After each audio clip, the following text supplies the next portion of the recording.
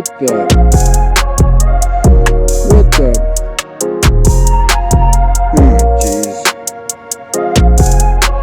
Well, looks like I'm gonna have to do some shoveling.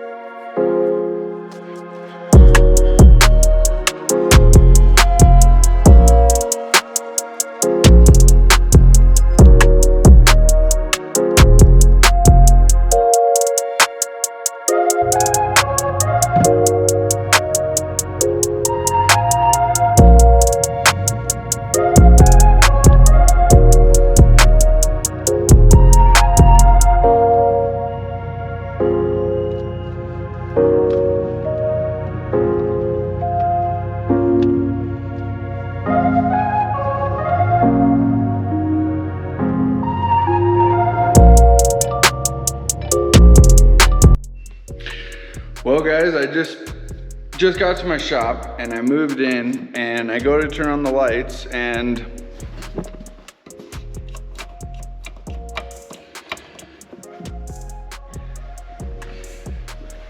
there's no freaking power. There's no freaking electricity, man.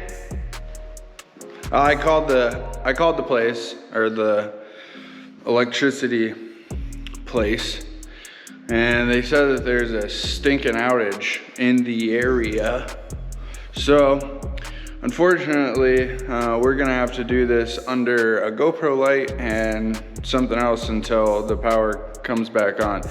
They said that they have techs headed out here to fix it, so I don't know, we'll see. All right guys, we're back. The electricity is finally back on. I don't know, probably took like an hour or two maybe. No, it was probably like an hour, maybe a half hour actually. But before I get into doing all this other stuff with my tools and whatnot, I honestly wanted to do a little bit of a video with the STI, and because I get this question a lot now. First off though, I want to thank everyone for all the love and support, not only on the YouTube channel, but on my Instagram as well. We're growing and growing really fast. But because of that, I'm kind of getting a little bit flooded with messages and whatnot, and today I kind of wanted to do a little bit of a shop video and a video on my car to actually go over the build as to what I'm running exactly right now that has gotten me to the power that I'm at now, and everything that has done to the car. And we'll kind of do that because everything's going to change here pretty soon. So let's just go ahead and get into it. So first off, this is a 2017 STI Limited. So it does have the sunroof, but pretty much everything on this car has been modified in some way. First off, I guess we can go ahead and just start with the motor itself. So this is a closed deck 9-to-1 compression short block with CP pistons and Manley H-Tough rods, but the rods have 625 plus rod bolts, ARP 625 plus rod bolts in them, which kind of makes the rating around 800. We're definitely pushing them to the limit for sure, but again, this, you know, never really planned on being an 800 build. So yeah, the short block is built by Outfront Motorsports, 9-to-1 compression, closed deck. It is drilled for 1/2-inch head studs. The head studs are 625 plus 1/2-inch head studs as well. So the torque level on them is pretty high. Let's see, it's a stock crank, so a stock 17 plus nitride treated crank, and it's running an Athena fire ring head gasket. made by JE, I want to say. Excuse me. The heads, on the other hand, the heads are, W25 casting, dual AVCS, exactly the same exact heads that came off of this car. But internally wise, it's got bronze valve guides. Pretty sure they're GSC oversized intake and exhaust valves. They're a super alloy. The springs are GSC dual conical valve springs with titanium retainers. Stock or OEM buckets, OEM keepers, and these are BC 272, so BC S2 cams. Dual AVCS again. All the cam gears, they're all OEM. The timing belt is a JDM Spec C STI Kevlar belt, directly from Japan, and then it runs a fluid damper harmonic balancer, but it still has power steering, still has AC. As far as the motor goes, there's radium fuel rails. Pretty much the whole fuel system is radium. FIC 2150 cc injectors. Running a Cobb flex fuel kit. There is a sensor under there. All the fuel lines are -8 feed, -6 return. Running a Radium Engineering twin Walbro 450 hanger, and then an inline Radium, I want to say 10 micron fuel filter as well. Getting into some of the other accessories, this is ETS front mount intercooler, a 5-inch. So the whole front mount intercooler kit is ETS. It's also a rotated turbo kit by ETS with a version 2 max flow header. And originally it was on a Precision 6266 Gen 2 ball bearing, but this is now a Precision 6870 Gen 2 ball bearing. And yeah, it runs a 105 AR stainless exhaust housing, and then IAG competition V3 AOS, tile blow-off valve, tile wastegate, tile 50 millimeter blow-off valve, tile 44 millimeter external wastegate. This is a catch can that one of our buddies, his name's Dimestack Derek on Instagram. He is the one who built this catch can, which, the competition AOS vents to the atmosphere on this tube, and this is just to catch any of the oil because obviously, you're venting it to the atmosphere. So this is a really good thing to have, especially for probably anything 62 millimeter turbo or bigger. Running a Grimspeed 3-port boost controller, but that means that the wastegate springs in the wastegate are, I want to say, like 22 psi, 23 psi. So it pretty much makes, that's like the lowest amount of boost it'll make is 23 psi. You kind of have to do that with a 3-port because you can only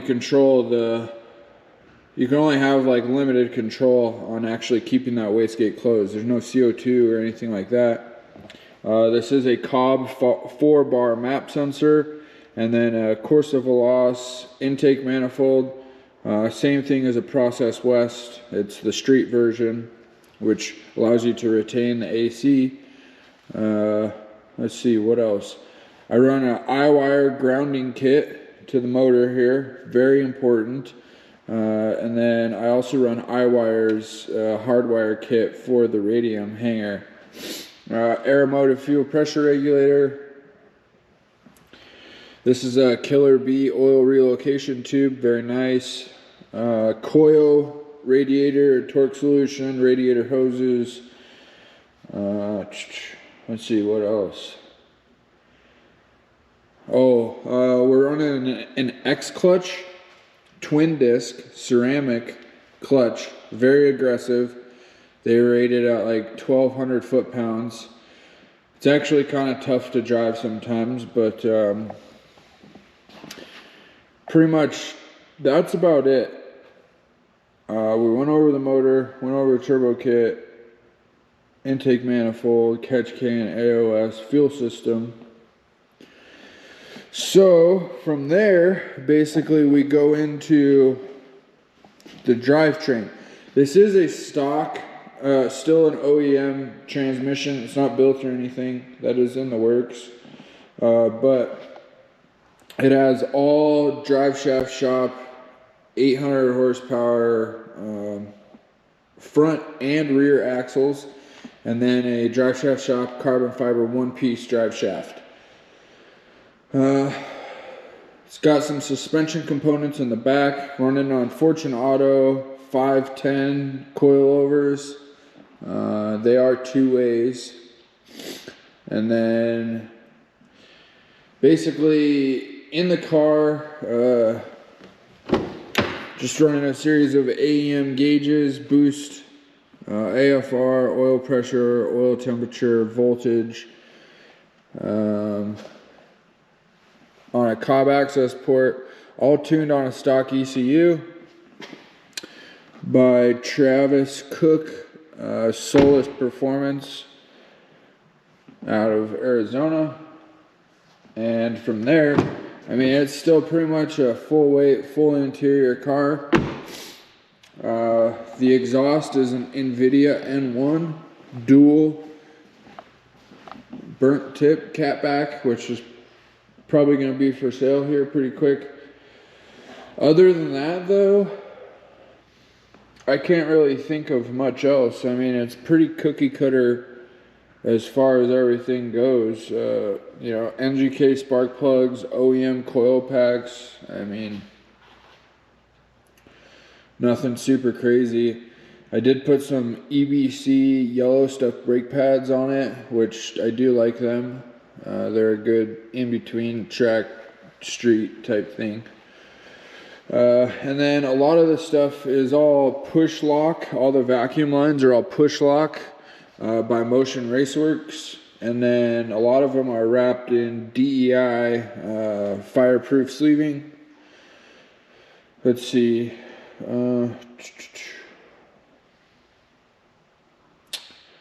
Pitch stop mount. I mean, really, honestly, there is not a whole lot crazy to this. It's just, you know, built motor, good tuner, and that's kind of it.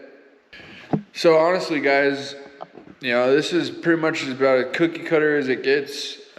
Nothing crazy. It's just basically a, you know, 800 horsepower capable. I will say now that to get to this level, it costs me a good chunk of change. I mean, in order to get to this level and make it last like this has, I mean, I just posted a video of a compression test I did like 2 weeks ago on it, and still perfect compression. And I mean, I have not driven this car lightly. I mean, I have definitely put it to use and had a lot of fun doing it. And it's still perfect motor. But that just goes to show, when you go to the right company and you put the right parts and you do it the right way the first time, you don't have to go back and build something again, and now you're even more money in and downtime and everything else. I mean, you get to actually enjoy a car. So yeah, I hope that helps for anyone who's wondering or thinking about going this way. Just, you know, word of advice, just do it right, and do it right the first time. It really sucks buying parts 2-3 times, because at that point you're just, you know, more money, and it just takes longer. But I do get it, you know, not everyone can financially do it right out the gate, but I would highly suggest just do your research, think about it, talk with people about it, you know, look up videos and spend the money. Don't try and cheap out and be like, oh, well, you know, I can get these used ones for blah, blah, blah, blah, blah. You don't know any history on those used ones, you know. Support the companies that are making this stuff in the industry possible, because without them, you don't have anything like this. So hopefully this helps.